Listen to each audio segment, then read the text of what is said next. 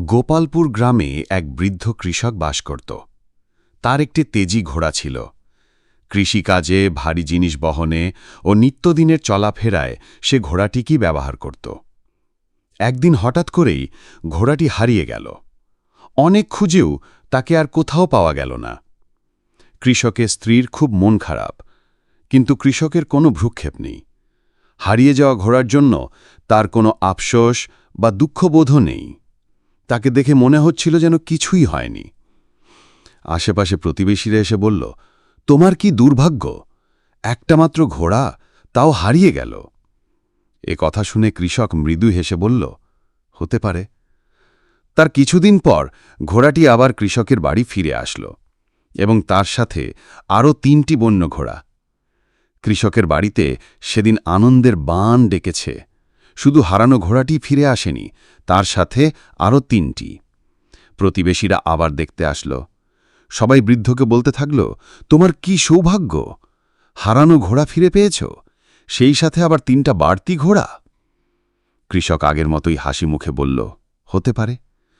২ দিন পর কৃষকের একমাত্র ছেলে বন্য ঘোড়াগুলোর একটিতে চড়তে গিয়ে ছিটকে পড়ে গেল। দুর্ঘটনায় তার পা গেল ভেঙে। এই খবর শুনে প্রতিবেশীরা এসে খুব আফসোস করল। দুঃখ করে কৃষককে বলল, এমন করে ছেলের পা ভেঙে গেল, সত্যিই বড় দুর্ভাগ্য। কথা শুনে কৃষক লোকটি মুচকি হেসে বলল, হতে পারে। পরদিন গ্রামের রাজার সৈন্যরা এসে হাজির। যুদ্ধের জন্য তারা গ্রামের যুবক ছেলেদেরকে ধরে নিয়ে যেতে এসছে। সবাইকে নিয়ে গেলেও কৃষকের ছেলের পা ভাঙা দেখে সৈন্যরা তাকে নিল না। এইবার প্রতিবেশীরা এসে বলল, তোমার তো দেখছি অনেক বড় সৌভাগ্য, ছেলেকে আর যুদ্ধে গিয়ে মরতে হবে না। হালকা হেসে কৃষকের হ্যাকি উত্তর, হতে পারে। শিক্ষা: ১. জীবনের ভালো বা খারাপ ঘটনাগুলো সাময়িক ও পরিবর্তনশীল। ২. এখন যা দুর্ভাগ্য মনে হয়, পরবর্তীতে তা সৌভাগ্যে পরিণত হতে পারে, এবং এর বিপরীতটাও সত্যি। ৩. জ্ঞানীর ধর্ম হচ্ছে কষ্টের দিনে ভেঙে না পড়া এবং আনন্দের মুহূর্তে উদ্বেলিত না হওয়া। যে কোনো পরিস্থিতিতে শান্ত ও নির্মোহ থাকার গুরুত্ব অপরিসীম। ৪.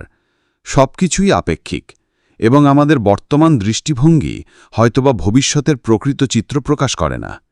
তাই জীবনের অপ্রত্যাশিত ফলাফলগুলি আমাদের চমকে দেয়। ৫. এক জীবনে আমাদের ভালো মন্দ সব কিছুই মেনে নিতে হয়। জীবনের সকল পরিবর্তনকে সহজভাবে নেওয়া আমাদের মানসিক শান্তি ও স্থিতিশীলতা এনে দেয়। এই গল্পটি পড়ে ভালো লাগলে একটি লাইক করে চ্যানেলটিকে সাবস্ক্রাইব করে